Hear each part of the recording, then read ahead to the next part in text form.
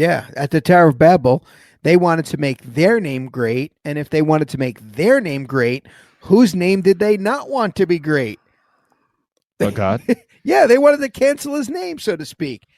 And man is forever trying to do that. Man is forever trying to make their name great and get rid of anything that has semblance of God and His truth. So, like, let's just get rid of it. And I'm sure there's someone listening. Oh, come on. Again, this cancel culture stuff. You guys are just supporting bigots and racists and homophobes. And you guys are from the 1950s, 1960s. You're trying to go back to this America where everybody was closeted and, women couldn't leave the marriages they were in. And you just don't want to deal with progress. You don't want to come to the thing. And we need to get rid of these people because we shouldn't listen to racists and bigots and chauvinists and womanizers and by this is great. Cancel culture is great because we're not giving voice and power to these bullies. What do we say to those people? I mean, yeah, it's a good question. Is cancel culture bad? I mean, are we just like, what did they say? Get off my lawn. Are we old guys who are just saying get off my lawn? Which is another way to cancel people. Yeah, basically. Yeah. But again, so they're saying, well, what happened in the past was bad.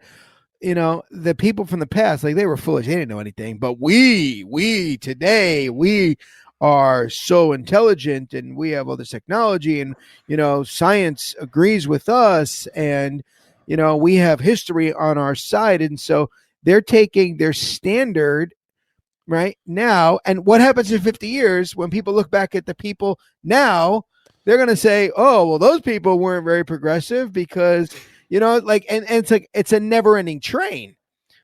No, I definitely agree with that. And so an example today to show you how bad it is. Well, with cancel culture, if it was just a matter of, hey, we're going to shut up these guys who are saying these things that we don't like. Okay, all right, hey, I believe in free will. I also believe you have the free will to not associate with people you don't want to associate with. That's fine. Does that mean that the person should lose their job? That they should not be able to provide for their families because you have a political disagreement. You have a philosophical disagreement. They're not physically harming anyone. They're not committing a crime. They just don't believe in climate change. They just don't believe that a man could be a woman and transfer back and forth all day depending on how they feel. They don't believe in whatever that particular standard is. And so that means they shouldn't have. I'm going to give you a perfect example. And I think we talked about it before. And this is I'm telling you, depending on how you think about cancel culture, this is going to bother you or not bother you.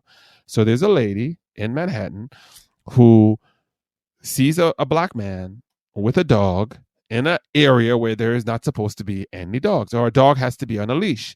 She panics and says, put a leash on that dog. The guy says, no, I'm not doing that. She says, I'm going to call the police. I'm going to tell them that you're causing trouble and you're harassing me.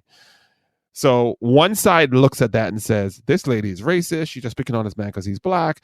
And she's going back to this whole old stereotype of, where white women used to say black men were raping them, so that and then the powers that be would automatically send that man to jail without any due process. And so they're like, this is what it is. They came up with a term called a Karen for that, where it's a hysterical white woman reacting hysterically, and it's really racist because they assume that a black man is a criminal. Okay. All right. Do I think that was probably the best use of her time? Do I think she was being irrational and being a little extra with what she's doing? Yes, I definitely agree with that. Now, does that mean, this is the aftermath now, where they got her kicked out of they were trying to get her kicked out of the apartment. They got her fired, and they were putting her name and video all over the place and talking badly about her for one incident that happened for a few seconds, where you don't know what she was going through. She might have been going through a situation. She could have been a racist. Anything could have been happening. Well, now she lost her job. And I had people that I know personally who were like, yeah, I'm so happy about that. What does that do for you? Now she's starving on the street with no home. How does that help the situation with her being racist or not being racist?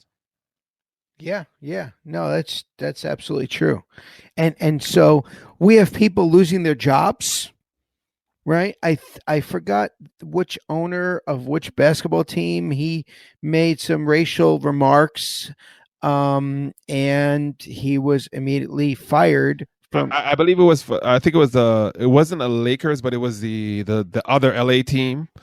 And why do I know this? I don't know. I don't watch basketball, but basically, he had a Hispanic or a black girlfriend, a Yes, woman of color is the phrase they use now, right, and she was dating. No, she was dating someone who was. She was a Hispanic dating a black person. He's married. They were in a relationship. She decided to date someone in the process, and he started going on a rant on a message about how could you date that kind of guy. right. And because he was in a lover's tiff and probably said something that was because he was angry, he became a racist, and they took his team away. That's it. That's it. He can no longer own the team anymore. Yeah, I mean, I don't know what that has to say about his ability to be an owner, about his running the franchise, and I don't even know. Like I said, it's like what makes you a racist? A racist comment, a racist phrase, a racist tweet? Like I don't know what makes you a racist.